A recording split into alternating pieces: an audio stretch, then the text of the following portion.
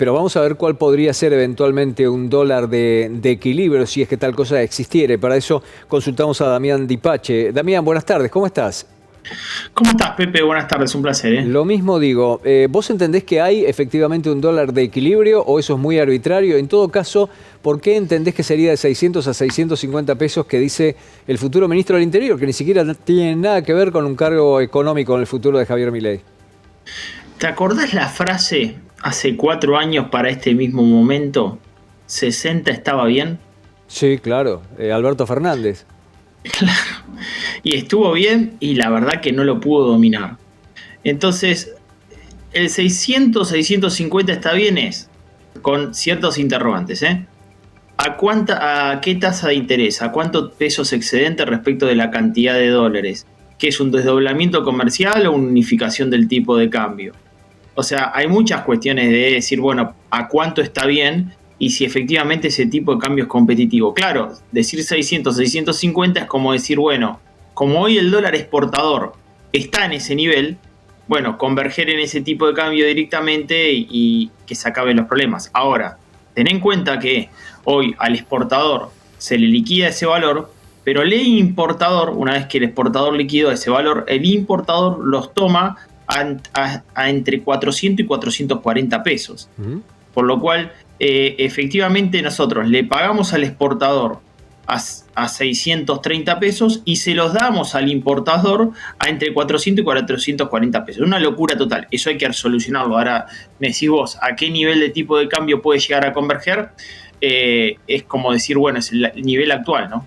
De 600 a 650. ¿Te parece? Hay algunos estudios que dicen otra cosa, lo ponen considerablemente más arriba, entre los 700 y los 800. ¿Te parecería más razonable eso? Es que también la aceleración de precios en el mercado interno, la inflación, viene, digamos, esquilmando la competitividad del tipo de cambios. Nosotros ahora en noviembre nos da 12%. Suponete que el piso de diciembre sea 14%, pero también la devaluación implica una aceleración de la inflación, ¿se entiende? Ujú. Quiere decir que si el piso para diciembre es 14 y vos devaluas un 50%, la inflación de diciembre no va a ser 14, va a ser más. Hay varias cuestiones a considerar, ¿entendés? O sea, el gobierno también debería estar pensando, che, lo corrijo a 700, 800, ya no es una devaluación del 50, es una devaluación del 75. Y eso va a derivar a precio en un diciembre muy caliente. Entonces también ves que cada decisión implica también una consecuencia respecto de ese tipo de cambio de equilibrio. Que tenés que pensar que el exportador tenga un tipo de cambio de equilibrio porque no tenés dólares, Pepe. Eso estamos de acuerdo. O sea, Ujú. no tenés dólares en la economía y no se puede seguir importando a 400, 440 pesos porque todos quieren importar ese valor y ninguno quería liquidar a 373. Pero quizás un tipo de cambio muy alto te genera un problema en el mercado interno también. Otro tema que está en el medio de un tironeo es qué va a pasar con el IVA y el impuesto a las ganancias, sobre todo en el marco económico que vamos a vivir. Ya estamos en esta inflación, el presidente electo Milei advirtió que ese panorama va a seguir y es más, que la inflación va a aumentar considerablemente. Bueno, tema IVA. Tema IVA tiene media sanción, por lo cual el 31 de diciembre vence. En todo caso, eventualmente podría no seguir su curso en el Congreso y quedar ahí. También es real que desde octubre a diciembre los 18.800 pesos de reintegro que tienen más de 20 millones de argentinos se fue licuando. O sea, tampoco ese nivel de gasto es tanto porque no tenía mecanismo de indexación. Vamos al caso de ganancias. Ganancias. Ganancias, hay una situación. 28 de octubre del 2023, 19 de 23 gobernadores avalaron la alícuota de IVA, el reintegro de IVA y la exención de impuesto a las ganancias hasta tope de 2 millones para la cuarta categoría sector trabajador. A los 25 días después de eso, con un resultado adverso por parte del actual ministro de Economía, fueron a decirle, ¿y ahora qué hacemos? Porque no tienen plata, Milei te dice que no hay plata, y este sí es un problema real, porque estuvieron buscando coparticipar otro impuesto, como podría llegar a ser el impuesto al cheque.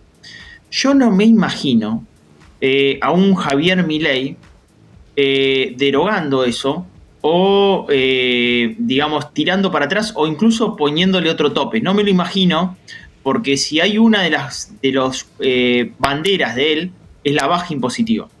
Pero sí es verdad que sobre el déficit fiscal que él arranca, que es el 3% del PBI, tiene un impacto muy importante y va a tener que buscar otra forma de financiarlo. Él dijo con mayor recorte en el presupuesto y mayor recorte en el gasto público. Bueno, mirá que ya tiene un inicio que él mismo manifiesta de 15% del PBI para recortar en el 2024, ¿no? Sí, sí, y respecto de los gastos propiamente dichos, un 5%, ya que ese 10% restante pertenecen a instrumentos económicos de diversa índole, empezando por las LELIQs. Vamos a ver, le sería muy difícil votarlo en contra o revertir eso, porque él además, en su condición de legislador, votó en favor de eso, sabiendo que era un festival de plata para la política de Unión por la Patria, de Sergio Massa, pero que él no podía oponerse de ninguna manera a una baja de impuestos que va implícito en su propia ideología. Pero ahí tenemos una contradicción muy fuerte con las necesidades de ajuste que hay. Y con las inequidades que deja. Planteo otra situación. Vamos, que creo que lo hemos hablado acá. El 10 de diciembre asume Javier Milei, el 11 jura en el Congreso de la Nación, etc. Manda un paquete de leyes. ¿Vas a dejar que el autónomo siga pagando ganancia con un mínimo de 180.000 pesos? ¿Que es el límite de la indigencia? ¿Vas a dejar que los monotributistas actualicen sus topes y escala por la actual forma previsional que les da 120% interanual con una inflación que se va a ir al 200%? O sea, ¿vas a masacrar a 5 millones de personas que están Mirá qué problema te planteo, ¿me entendés? O sea, corregiste, digamos, una porción del universo de jubilados y trabajadores que pagan ganancias. Che, flaco, ¿para qué tenés 5 millones de personas que también laburan, que no tienen aguinaldo, que no tienen vacaciones, que si el tipo no factura se funde y están pagando ganancia como si fuese una multinacional? ¿Qué va a pasar el 10 de diciembre? ¿Me entendés? Sí, o sea, sí. hay tanta... Y la realidad que como le diste tanto a eso, porque obviamente había ahí una situación también de acuerdo sindical en el medio de la campaña, bueno, ahora no sé cuánto le vas a poder dar a este otro universo que son 5 millones de personas. Hay un cuadro económico-social que es muy, pero muy complejo. A pesar de eso, la mayoría de los observadores, quiero preguntarte si vos eventualmente coincidís, entiende que lo primero lo que tiene que meter mano son estos instrumentos técnicos del Banco Central, las LELIQs o los pases, porque dicen que están muchas de las LELIQs desactivadas en función de los pases, y también el valor del dólar. ¿Vos creés que esos dos elementos son los principales que tiene que atacar de entrada? Escuché a Luis Caputo en las últimas horas decir de que si bien hay que solucionar las LELIQ, no es tanta prioridad. Y me parece que está agarrando el manual de la mayoría de los economistas. Y Javier Milei lo manifestó como una preocupación. Volvemos sobre lo siguiente. Si vos tenés una situación donde vas a bajar el déficit fiscal, donde vas a bajar la emisión monetaria, las LELIQ a lo largo del tiempo, como ya no vas a emitir más dinero y en algún momento vas a subir la tasa, pero después la vas a bajar, esas LELIQ van a ir desapareciendo a lo largo del tiempo. Es más, si hay confianza nuevamente en el sistema, esos pesos pueden llegar a quedar, las LELIQ pueden transformarse en otro tipo de crédito y tener algún mecanismo de que se vayan disgregando. ¿Cuál es el miedo de Javier Milei sobre las letras de liquidez? Yo sospecho de que su hipótesis es que esta luna de miel que está transitando no va a ser igual a partir del 11 de diciembre. Y esa luna de miel no va a ser igual. Ya hay trolls, ejemplo, señores, se viene un corralito. La gente no tiene ni idea, no puede existir nunca corralito en pesos porque lo que hace el Banco Central es imprimir más moneda. Ese es el problema. Imprimir más moneda para pagar esas letras de liquidez y esos plazos fijos implica que van a ir contra pesos, contra bienes y dólar. Entonces, eso es lo que quizás él teme, porque hay 13,7 billones de pesos en plazos fijos y en fondos de las empresas que ante alguna circunstancia de incertidumbre pueden llegar a salir del sistema e ir contra bienes y contra el dólar, y es ahí cuando él dice corremos riesgo de hiperinflación. Y yo la verdad, Pepe, tengo que darle la derecha a decir, esa hipótesis que él plantea, ¿es eventualmente un problema? Mirá, el presidente asume el 11 de diciembre con un paro de ATE y con el polo obrero en la calle. ¿No? Va a ser inédito que un presidente ya el primer día asuma en esas condiciones, ¿me entendés? Uh-huh. También, ¿qué significa la salida gradual del cepo?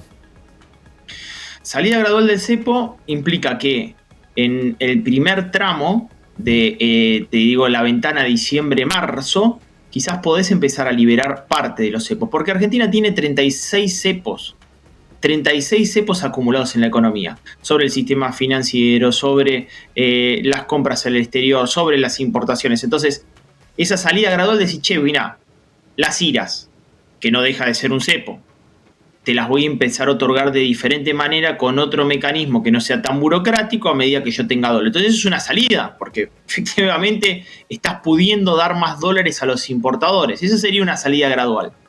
Para la salida definitiva, nosotros necesitamos tener dólares. Y esa ventana recién se puede abrir en el periodo marzo a mayo del año que viene, que es cuando tenemos la liquidación de la cosecha gruesa, que efectivamente vamos a tener un mejor nivel de liquidación, se esperan 20.000 millones de dólares extra, y no tenés tantos vencimientos en el año 2024, que hay que aprovecharlo, de deuda, que son 11.000 millones de dólares. O sea que ahí estaría la oportunidad de levantar el cepo a un tipo de cambio competitivo y efectivamente traccionar fuerte las exportaciones, ¿no?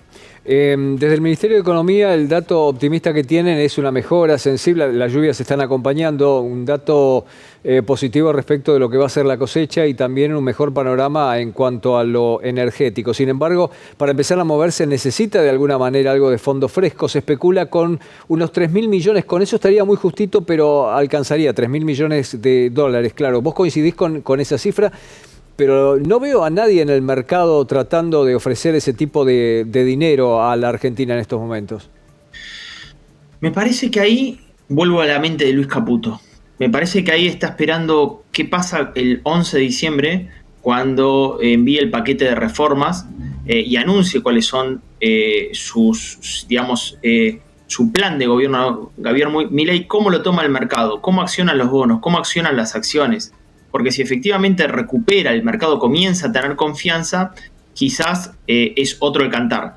El mercado está a la expectativa de, che, todo esto que prometiste va a ser realidad, es cumplible, es negociable en el Congreso, entonces está ante esa espera.